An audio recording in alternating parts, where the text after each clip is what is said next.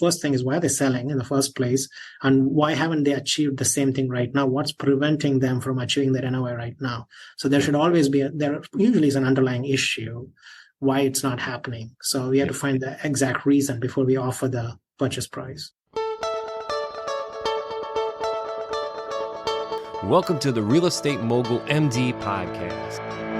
Thanks for tuning in and taking control of your financial future. This is a show where we not only motivate and inspire, we give you actionable real-world experience to help you live life by design. You'll hear journeys and stories from other physicians, investors, coaches, consultants, and entrepreneurs. And now, here's your host, Brett Riggins. Today's guest is a world-renowned pediatric cancer researcher, oncologist, real estate investor, entrepreneur, founder, and manager of REI Doc Capital, LLC. And the conversation today is all about multifamily investing. What are the returns? How do I get started? Just love the conversation today and absolutely love the guest, Rajkumar Venkatra. Please welcome to the show, Mr. Raj. All right, here we go. Welcome to the show, Raj. How does it feel to be Raj today? I'm feeling great today. Thanks for letting me in, Brett. It's awesome. And we have you here at the office today, and just launch right into it. Tell us a little bit about your medical journey, where you started and where you're at now. So I actually live in Houston. I'm a pediatric oncologist, a children's cancer doctor. I trained originally in India, and then I trained in UK, in London, and then Peoria, Illinois, Los Angeles. Now I'm ended up in Houston. I feel very fortunate to be a children's cancer doctor. And the majority of my time I do research, trying to do clinical trials for new medications for cancer. And then, of course, on the side, I'm also a real estate investor. Yeah, real estate investor. And that is what we're here to talk about today on Real Estate Mogul MD.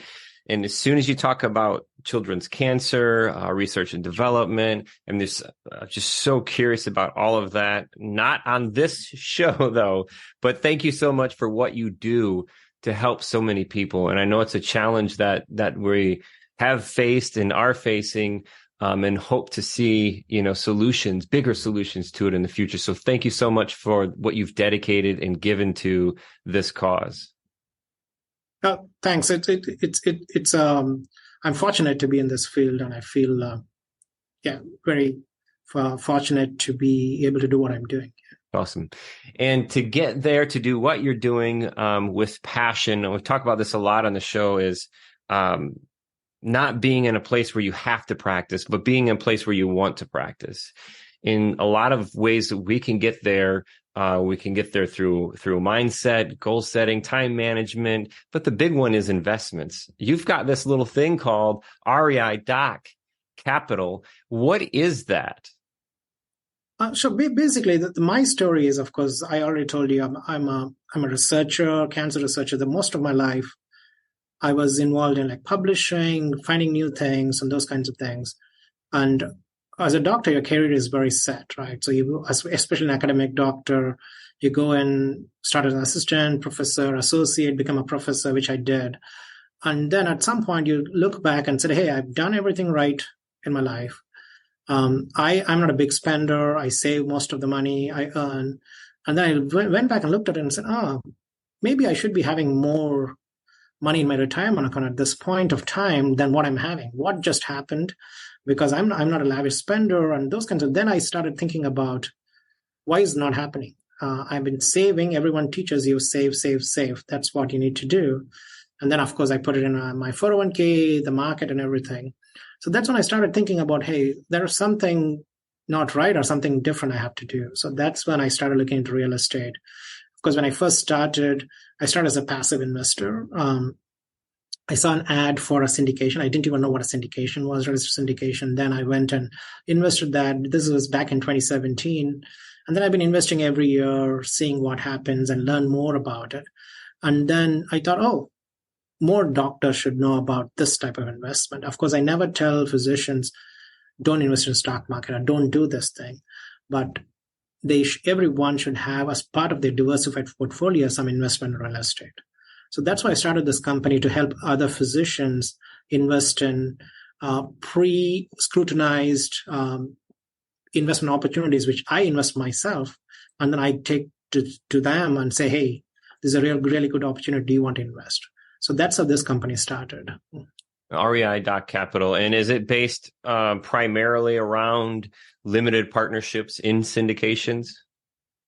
Yes. So that's how I usually become I participate actively in syndications. I'm usually a general partner, but I bring along my physician friends who generally invest with me as a limited partners.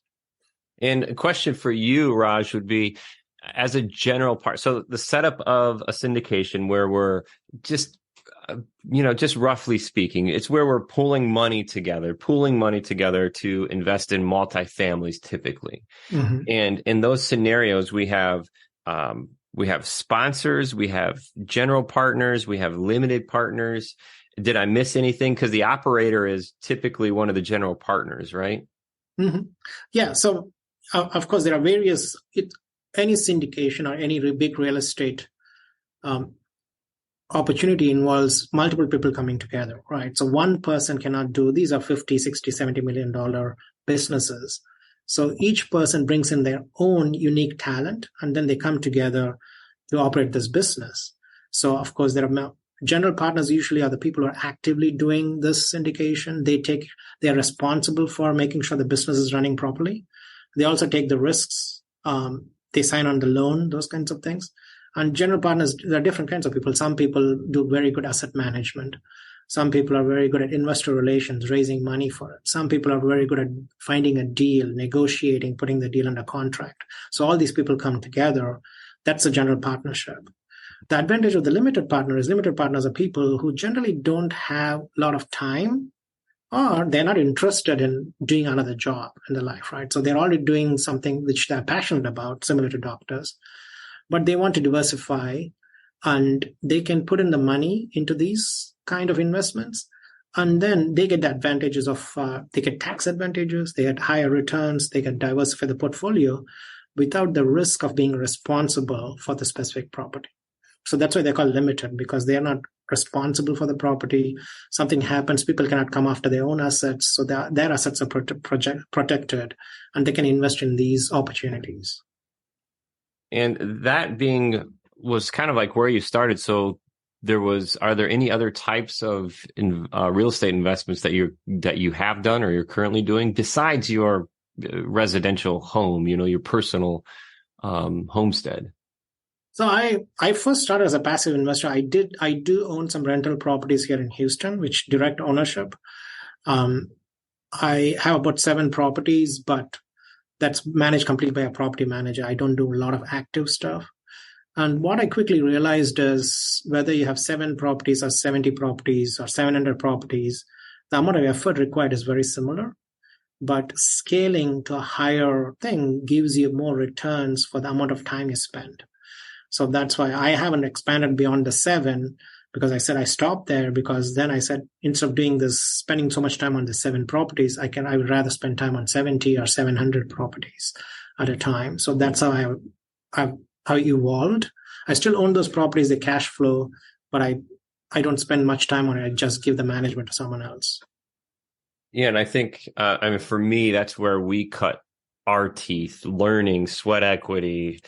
So much of our knowledge foundation was on that single family buildup. And now I have a couple of mixed use commercial buildings, but none of the big apartment buildings yet. I'm starting to look at deals. I'm very excited about the deals too, but I think it's a great way. If you're starting with the single family, it's a great way. It's a lower barrier of entry when we're talking about being somewhat active. It's just a great place, and mistakes are, I have a hard time saying this, but mistakes are a little easier to overcome on the smaller end, on the single family residential, than when you step into the commercial side, when you're scaling. Because when you scale responsibility, you scale returns, hopefully, but you also scale losses if you were in that scenario, right, Raj? So that's why it's important to partner with the right people, right? So the partner with people who have done this in the past, not go with someone who hasn't done it at all, right? So they have gone through multiple cycles, those kinds of things. So when I think about single family, of course, I had experiences. The stress level for me is the same, whether it's single family or multifamily. So if I have one tenant in a property and then they don't pay rent or they destroy the place before they leave. So I have gone through all those scenarios. And then if you don't have cash flow from that one property, then your entire years of income is lost from that property. And you're often putting money out of your pocket into that property. When you go to the multifamily, when you have 100 units, even if 5 units don't pay rent, you're still able to generate the cash flow. So those are the things. There is some risk reduction when you scale. Of course, if you don't have the right team, we don't do things like deep value add, which are higher risk. So we always go for properties you're already cash flowing at the time we buy. So we are not, so that the risks are reduced. And typically my investors come in, the physician, my colleagues, they are okay with having a lower return for a lower risk. So that's the kind of property we go for: Class A, Class B, already cash flowing, those kinds of properties. We generally don't go for deep value add. Now we actually don't even go in this market for any Class C. We are not even looking at Class C properties. Yeah. And there's a point in, I guess, wealth generation of this idea where, when I first started doing this, flipping houses and wholesaling houses and creating these bubbles of capital, like these are these big things that we could inject into the hold properties then. But once you get to a certain place, I'm not, just like you're saying, as interested in the risk of the deep value add. I'm focused more on the preservation of my capital and ensuring that the cash flow is there. Yeah, most physicians are, again, the same way, right? So they're already earning a high income. They're not trying to get the maximum value out of it. They're basically, one is diversification. That's the main thing most of my investors are looking for. And they're looking for a slightly higher return than stock market, what provides. And so their risk benefit ratio tolerance is different from a typical investor. So that's what I cater to. My risk benefit tolerance is the same. So I'm not looking for 20% return per year. So our typical thing we look for is 13 to 15%. If we can get that, then that's the deal we go for. 13 to 15%. And that's a cash on cash? Is that the first year? Because we see a lot of like waterfall type arrangements with an equity multiplier. So where does that 13 to 15 fall? So it's not cash on cash. Of course, in this market, as you know, right now what you're looking at is 6% cash on cash. That's a typical deal, especially if you go to Class A, it may even go down than 6%. So what you're looking for is over time. And many of my investors, they're not looking for cash flow. They're already working a W-2 job. Cash flow is not important. Their long-term wealth growth is important. Typically, we want to see a deal which tries to move to 2 times multiple in 5 years, or it can be a little bit less, 1.7 to 2 times multiple over 5 years. That's what you're looking for. We're looking for long-term growth. Of course, positive cash flow is important, but the actual value of the cash flow doesn't need to be that high. But we always look for positive cash flow from day one. Interesting. So the equity multiplier is a big thing. And you said 1.7 to what? What was that? I'm sorry. 2 times. So 1.7 to 2. At the peak, right, 2021, people are always going for two times multiple. Right now in the current market with the high interest rate, because some of the value is extracted by the banks, we are looking for like 1.7, 1.8 times multiple right now. And if you could hit that 6%, say, and I've seen waterfall scenarios, so up to 8%, and then there's a hurdle or the next step, that kind of deal, up to 15% or whatever. But the hold time was longer. So say there's a 10-year hold with a 3.5x equity return. How would that make you feel? So I haven't done those kinds of longer term hold periods so far. Typical thing we have looked for is 5 to 6 years. On most syndicators, because most of the syndicators get paid at exit because of the higher preferred return, typically the deals are not out there for 10 years. At least I haven't participated in it. If I want to participate in it, I had to again have cash flow from the beginning, and then I had to really trust the operator to put my money with them for 10 years. So yeah, it's going to depend on the deal, because even in Class A or B, we always have some component of value add, right? The most of the value is generated from the first couple of years, where either the apartment doesn't have the market trend, we are able to increase it, or we are able to add like carport or Wi-Fi package or whatever it is. And then what happens typically after 5 years is you're not able to add that much value. So your IRR goes down. So it's very rare to find a longer hold period of 3.5x because you're already adding value in the first couple of years, you're stabilizing, getting the maximum value. Then that's why we always go for the 5-year, because the IRR tends to be higher. And then you can always take your money out and put another property where you're going to add value and then try to have the same IRR. I haven't seen any deals, 10 years, 3.5x kind of deals so far. Okay. And when you talk about IRR, the internal rate of return, what is a target that you shoot for, Raj? Oh, yeah. So I should have made it clear. When I say 13 to 15%, that's the IRR rate, not the average annual return. So that's what we look for, is 13 to 15% IRR. Okay. Very good. It's so interesting too, like talking with everybody and, talking with people who do syndications, partners, sponsors, all of this stuff, and then investors as well too. And I've heard numbers from, that 13 up to 20, and you're finding something out of 20. That's a great deal, right? It's going to return your money faster.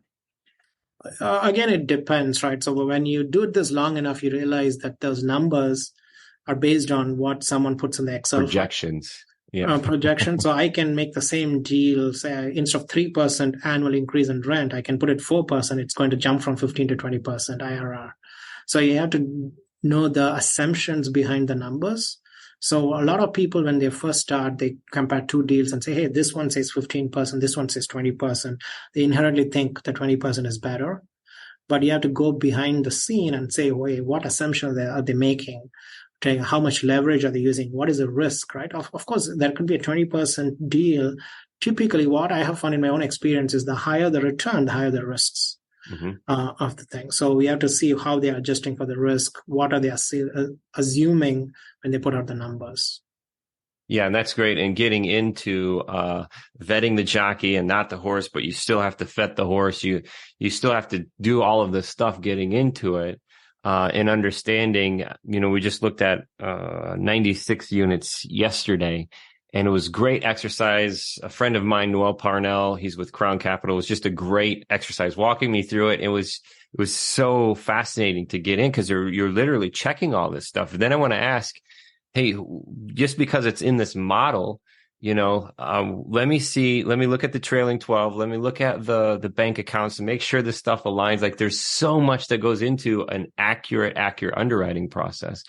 And then Raj, the OMs, the offer memorandums, there's so much of that, that is fluff. It's not, let's get real. There's so much fluff that goes into operating memorandums, which is, it's good. You're in the area. Yeah, you understand these things. But when it comes down to it, how's the asset performing? What's the history of the asset? What's the history of the operator? Yeah, exactly. I'll tell you an example. We actually wanted to do a JV on a property here in Houston near downtown. It was a 20 unit. And then the pro forma said, hey, this is what we're projecting, 160,000 NOI per year. And then I said, okay, I agree. We gave me the T12 and your actual transactions, and it turned out to be 106,000 per year. Wow. Right. The value there, so they're asking 2.6 million. Now the value suddenly dropped down to $2 million, right? It's a big difference based on the NOI. So yeah, so you have to be careful looking at the pro forma, because the pro forma is prepared by the broker on a rosy scenario in future. But we had to ask the question, if they're so rosy, first thing is, why are they selling in the first place? And why haven't they achieved the same thing right now? What's preventing them from achieving their NOI right now? So there should always be, there usually is an underlying issue why it's not happening. So we have to find the exact reason before we offer the purchase price. Yeah, absolutely. Where do you see, Raj, right now with the, in the syndication world, in the multifamily world? What's the market currently look at? Because we've got some things that affect us. The cost of money, kind of like the volatile money market, insurance, which is fascinating, blows my mind. I could have hours and hours and hours conversation on insurance alone. And then taxes in certain areas. Where do you see the current market now? And then what's it going to look like in 12 months?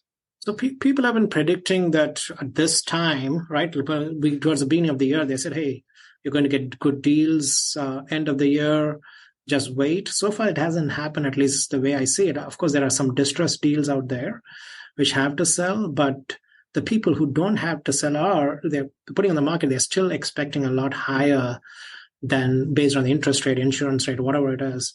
They're still stuck in last year's prices. It's very difficult for a seller who could have sold last year and got like many hundred thousands more to decrease the price enough for us to buy. So we have been constantly looking to say, hey, is there any deal? None of them, actually, to be honest, at least in Houston where I live, none of them cash flow, even in the smaller multifamilies. So we are not pulling the trigger for those things. Of course, there are some distressed deals out there which may make sense. But as long as the actual insurance rate or expenses don't bother me, the interest rate, as long as we put in that thing in the underwriting, right? If you underwrite for 8%, if you underwrite for $1,000 per unit for insurance, and if you can still make the deal work, then there should not be a problem. But right now it's not happening. So that's why we are on the sidelines most of the time trying to find a new deal. But a lot of times it doesn't work, the numbers. So still probably would project the same way then if we're supposed to see end late this year, some of those deals hitting the table. Next year, this time, we should probably be seeing some deals hit the table then, huh? I hope so. I also hope for the real estate market's sake, next year, this time, interest rates are down a little bit than what this is. When the interest rates goes down, the value is going to go up, hopefully, because we have our own deals which are going through the cycle, right? We bought it in 2021, 2022, and we are looking to exit in 25. And we want our interest rate to be down for us to get the money we want. Right. So hopefully next year, at this point, the interest rates are down and the market, there is more transactions than what's happening right now. So that would be my hope. Yep. Yeah. Very interesting.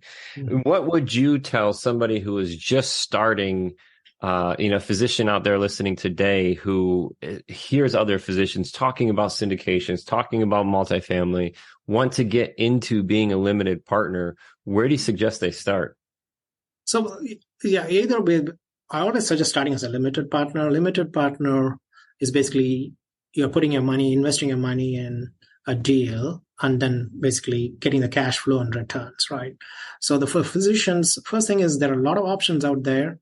So get to talk to different sponsors. Sponsors are people who are actually actively doing syndication, and then see who you actually connect with the best, right?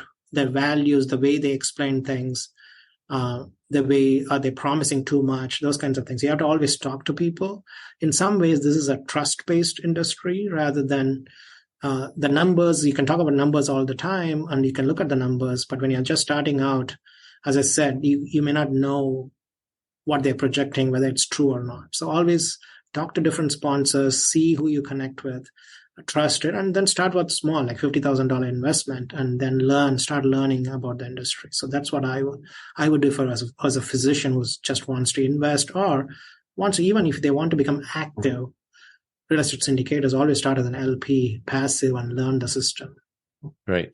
I always say this in business, being where you're at, if you've got the bug, become an intrapreneur before you become an entrepreneur. You're learning the insides of the business before you jump into the other way. Just same way with LP versus GP. And if the listeners want to reach out and connect with you, you've got this great website, REIDocCapital.com. It's REIDocCapital.com. And they can also, you've got a ebook, right? And it's just /ebook, E-book, right? If they can go to my website, there is a link, and they can even download the ebook from the main page. And this is completely free. And this gives them a comprehensive introduction to how real estate syndication works. And it compares real estate, stock market, and other types of investments. And I always emphasize that it's a diversification play. I will never say real estate is the thing. It should be an essential part of your diversified portfolio for every physician out there. Awesome. And your Instagram is REI_doc, DOC, and you got a lot of recordings being on podcasts just like this one. You get the chance to speak on a lot of podcasts. What is one thing that you feel gets missed on podcasts? What's one thing we should be talking about on these podcasts? So I think more, to be honest, most podcasts are overly positive. People always like to talk about their successes rather than failures. So, of course, I have my own podcast. It's called REI Doctors, where I try to give a more balanced view. I interview other physicians, and then always ask them, "Hey, what is one deal which didn't go well, or what are the cautions?" In general, people want to be very positive, and people don't like talking about bad things. But real estate, like any other investment, there's always a possibility that you may not make the returns you're expecting. So you always should be prepared for it, look at the risks, and then invest. Yeah. And echoing, or I guess kind of walking alongside that comment, Raj, for me is nobody's going to care more about your money than you. And if anybody says that something is guaranteed, you should probably turn around and run. There's no guarantee, right?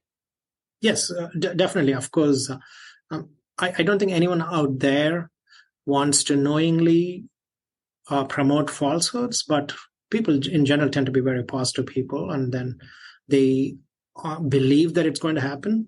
That's why sponsors generally say, "Hey, this is a great investment," because they actually believe it.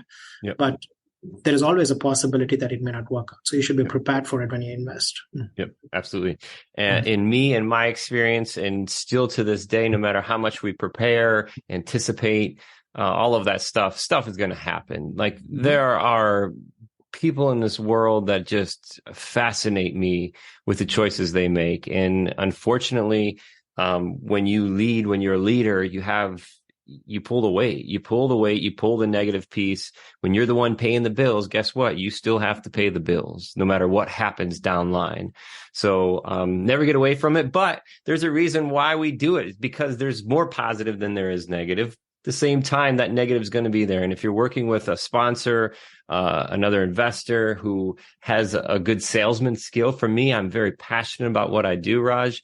And it's easy for me to be overcome by the passion and promote when, just like you're saying, I don't want to negate the negative things that could happen, but the passion does live in me because I believe in real estate, Raj. I believe in people. I believe that we are good at heart and we're here to help each other. And thank you so much for your time today, Raj. Oh, no problem. Thanks, Brett, for having me on. Absolutely. And for the listeners out there today, it's reidoccapital.com/e-book. You can get that free download, learn a little bit more about the syndication process. If you're like me, you're probably getting a little closer, taking the next step. Maybe the next step is getting the ebook, reaching out, connecting with Raj, joining everybody there at REI Doc. And let's do this together. Let's find that path forward together. The more that we share the knowledge and share the opportunity, the farther we can go together. So thank you for your time out there in the listener world. The podcast Real Estate Mogul MD. If you do get the chance today, maybe tomorrow, don't be scared about leaving us a review. It helps us so much. We'll follow up with you. We've got an email, info@physicianwealthsystems.com, if you need any other kind of help. A 5-star review helps us get out there, helps us share these beautiful opportunities to work together. Until next time, thank you so much for your attention today.